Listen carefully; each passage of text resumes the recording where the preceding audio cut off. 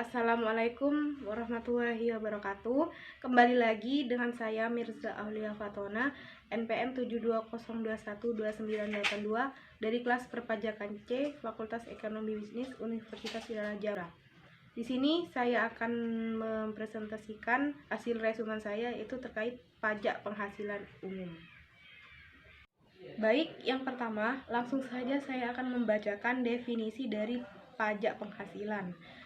Pajak penghasilan atau yang disingkat dengan PPH adalah jenis pajak yang sering kita jumpai di Serpong atau dimanapun.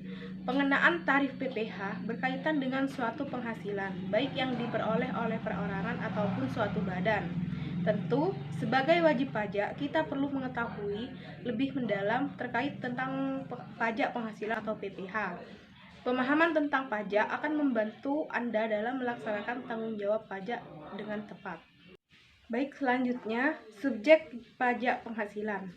Yang menjadi subjek pajak penghasilan adalah 1. Orang pribadi dan warisan yang belum terbagi sebagai satu kesatuan menggantikan yang berhak. 2. Badan. 3. Bentuk usaha tetap. Dan 4. Warisan termasuk subjek PPH. Maksudnya bagaimana? Contoh, ada seseorang kaya yang meninggal dan mewariskan suatu restoran. Maka restoran tersebut jika belum terbagi masih sebagai subjek pajak, menggantikan empunya yang telah meninggal dunia itu. Selanjutnya, bukan subjek pajak. Pejabat-pejabat, perwakilan diplomatik dan konsulat atau pejabat-pejabat lain dari negara asing dan orang-orang yang diperbantukan kepada mereka yang bekerja pada dan bertempat tinggal bersama-sama mereka dengan syarat bukan warga Indonesia dan di Indonesia tidak menerima atau memperoleh penghasilan di luar jabatan atau pekerjaannya tersebut, serta negara bersangkutan memberikan perlakuan secara timbal balik.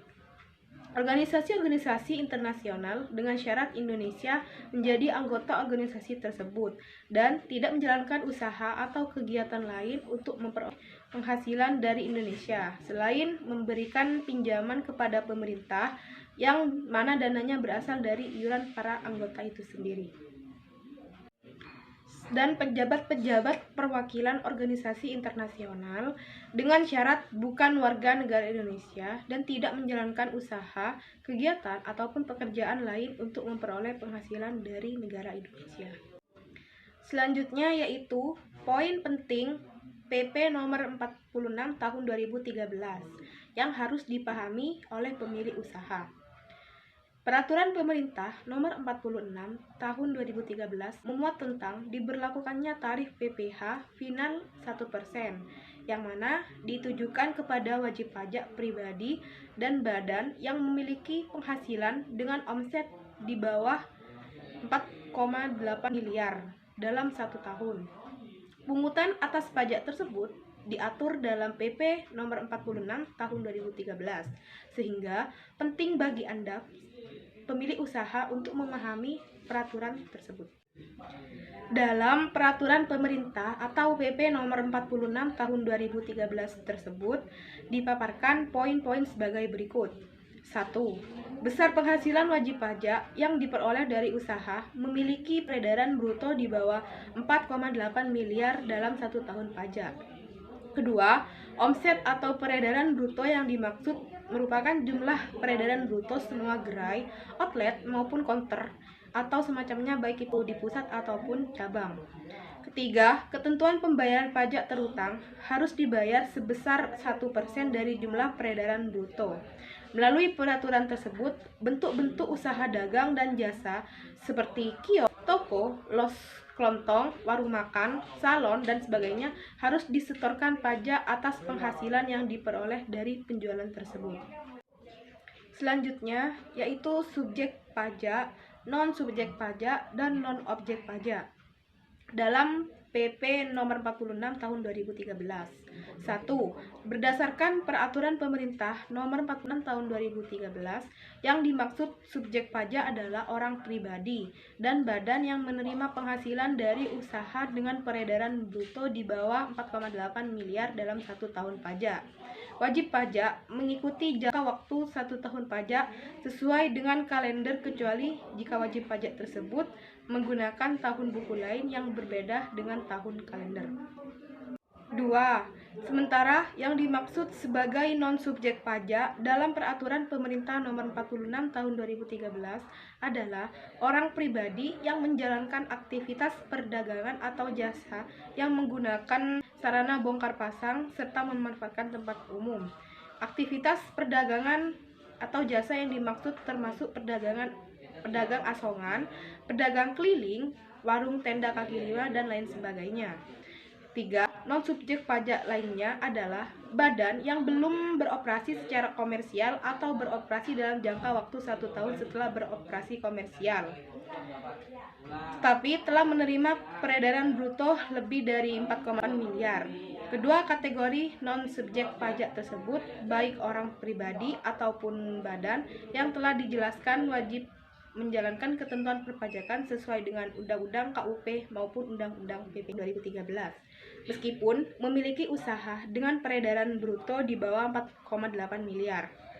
Non-objek pajak dalam PP Nomor 46 Tahun 2013 adalah penghasilan dari jasa terkait dengan pekerjaan bebas, di antaranya dokter, advokat atau pengacara, PPAT, notaris, akuntan, pembawa acara, pemain musik, dan segala ketentuan yang dijelaskan dalam Pasal 2 Ayat 2 PP 46 Tahun 2013. Usaha perdagangan barang maupun jasa dikenakan PPh final yang diatur dalam Pasal 4 Ayat 2. Contohnya adalah usaha sewa kamar. Selanjutnya, adapun tujuan pemerintah memberlakukan PP 46 ini. Pertama, untuk memberikan kemudahan dan penyederhanaan atau aturan perpajakan. 2. Mengedukasi masyarakat untuk tertib administrasi. Ketiga, mengedukasi masyarakat untuk transparansi. Keempat, mengedukasi masyarakat untuk berkontribusi dalam penyelenggaraan negara. Kelima, kemudahan bagi masyarakat dalam melaksanakan kewajiban perpajakannya. Keenam, meningkatnya pengetahuan tentang manfaat perpajakan bagi masyarakat. Dan yang terakhir, terciptanya kondisi kontrol sosial dalam memenuhi kewajiban perpajakan. Definisi biaya yang dapat dibiayakan dan biaya yang tidak dapat dibiayakan. 1. Biaya yang boleh dibiayakan atau DE adalah besarnya penghasilan kena pajak bagi wajib pajak dalam negeri dan bentuk usaha tetap, ditentukan berdasarkan penghasilan bruto dikurangi biaya untuk mendapatkan, menagih, dan serta memelihara penghasilan. 2. Biaya yang tidak dapat dibiayakan atau NDE adalah untuk menentukan besarnya penghasilan kena pajak bagi wajib pajak dalam negeri dan bentuk usaha tetap tidak boleh dikurangkan. Objek dan wajib pajak sesuai ketentuan PP 46. Objek pajak yang dikenai pajak penghasilan berdasarkan ketentuan PP Nomor 46 Tahun 2013. Yang dikenai pajak penghasilan atau PH ini adalah penghasilan dari usaha yang diterima atau diperoleh wajib pajak dengan peredaran bruto atau omset yang tidak melebihi 4,8 miliar dalam 1 tahun pajak. Objek pajak yang tidak dikenai pajak penghasilan sesuai ketentuan PP Nomor 46 Tahun 2013. Objek pajak yang tidak dikenai PPh ini harus memenuhi kriteria sebagai berikut.